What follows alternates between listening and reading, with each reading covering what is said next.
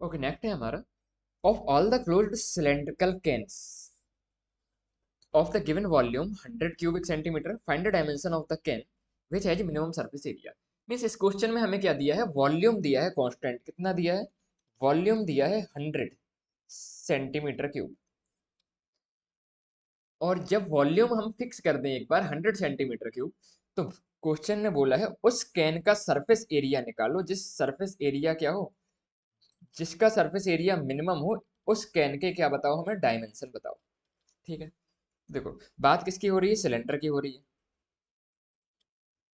ठीक है, सिलेंडर का इस बार क्या है, वॉल्यूम कांस्टेंट है। तो वॉल्यूम हमें पता है, सिलेंडर का वॉल्यूम कितना होता है, पाई आर स्क्वायर एच, और ये कितना दिया है हमें, 100।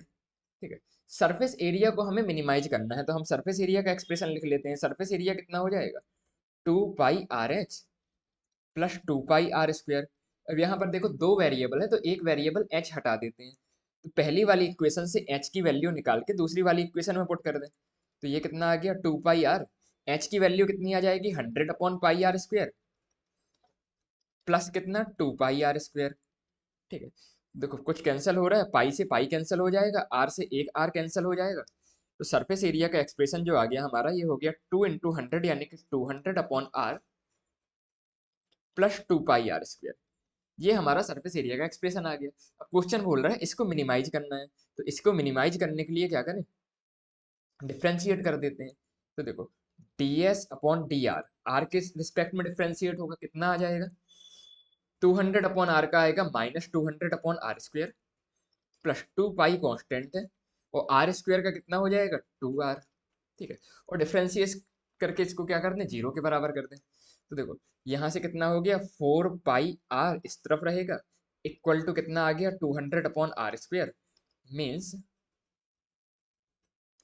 r³ इक्वल टू, 4 से 200 जाएगा तो 50 बचेगा, और अपॉन पाई, तो r³ आ गया हमारा 50/पाई।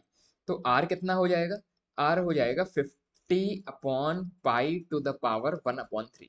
तो हमें कैन के डायमेंशन बताना था, तो कैन के डायमेंशन में से जब हमने सरफेस एरिया को मिनिमाइज किया तो हमें रेडियस मिल गई। लेकिन सिलेंड्रिकल के तो एक और डायमेंशन भी होता है, क्या, हाइट। तो हाइट भी बताना पड़ेगा, तो हाइट देख लेते हैं। हाइट कितना था, 100/पाई आर स्क्वायर। तो आर की जगह आर की जो वैल्यू आई है वो रख देते हैं, तो ये हो गया 50/पाई, स्क्वायर करेंगे तो कितना हो जाएगा, 2/3 हो जाएगा। देखो कुछ कुछ कैंसिल हो रहा है क्या,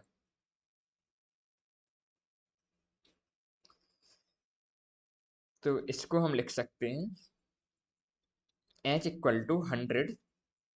100/पाई इंटू 50⁻²/3, और ऊपर चला जाएगा कितना, पाई⁻²/3। ठीक है, सॉल्व करते हैं तो 50⁻²/3, और ऊपर कितना है 50, तो नीचे कितना बचेगा, 50⁻1/3 बचेगा। तो डेनोमिनेटर में हमारा कितना आ गया, कहाँ पर लिख दूं,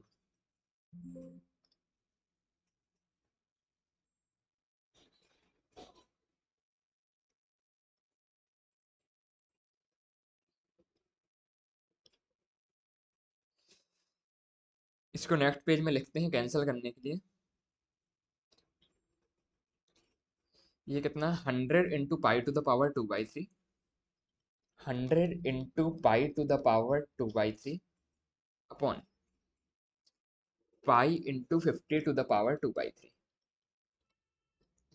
ठीक है, तो देखो 100 को लिख सकते हैं 2 × 50 इंटू पाई⁻²/3 अपॉन पाई, इंटू इसको लिख सकते हैं 50 × 2/3।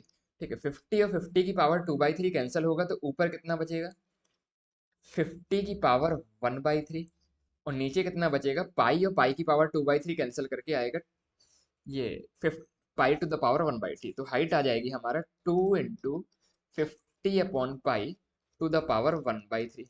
तो हमने हाइट भी निकाल ली, और पहले हमने क्या निकाल लिया था, रेडियस भी निकाल लिया था। तो हमें उस कैन की डायमेंशन मिल गई जिसका सरफेस एरिया क्या होगा, मिनिमम होगा।